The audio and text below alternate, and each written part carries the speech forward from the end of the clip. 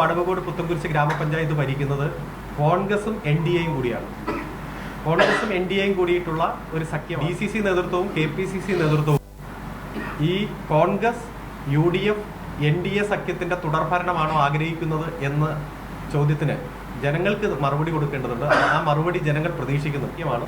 അതേപോലെ ഒരു രാഷ്ട്രീയ ചോദ്യമുണ്ട്. കാരണം ഇപ്പോൾ വടവകോട് പുത്തൻകുരിശ് ഗ്രാമപഞ്ചായത്ത് ഭരിക്കുന്നത് ഇപ്പോൾ കോൺഗ്രസ് 2020യുടെ പിന്തുണയോടെ കോൺഗ്രസ് ആണ്.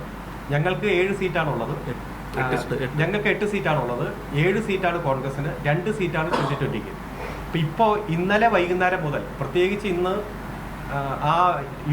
NDAയുടെ ഭാഗമായി 2020 പൂർണ്ണമായി മാറിയ സാഹചര്യത്തിൽ ഇപ്പോൾ വടവകോട് പുത്തൻകുരിശ് ഗ്രാമപഞ്ചായത്ത് ഭരിക്കുന്നത് കോൺഗ്രസും NDAയും കൂടിയാണ്. കോൺഗ്രസും NDAയും കൂടിയിട്ടുള്ള ഒരു സഖ്യമാണ്. നമ്മൾ കണ്ടു, ഇപ്പോൾ അടുത്ത കാലത്ത് അത്തരത്തിലുള്ള സഖ്യമൊക്കെ കണ്ടു. അവിടെ കോൺഗ്രസ് പൂർണ്ണമായി അങ്ങ് BJPയിലേക്ക് പോവുകയാണെങ്കിൽ ഇപ്പോൾ NDA കോൺഗ്രസ് സഖ്യം വടവകോട് പുത്തൻകുരിശ് ഗ്രാമപഞ്ചായത്ത് ഭരിക്കുകയാണ്. അതുകൊണ്ട് DCC നേതൃത്വവും KPCC നേതൃത്വവും ഈ കോൺഗ്രസ് UDF NDA സഖ്യത്തിന്റെ തുടർഭരണമാണോ ആഗ്രഹിക്കുന്നത് എന്ന ചോദ്യത്തിന് ജനങ്ങൾക്ക് മറുപടി കൊടുക്കേണ്ടതുണ്ട്. ആ മറുപടി ജനങ്ങൾ പ്രതീക്ഷിക്കുന്നു.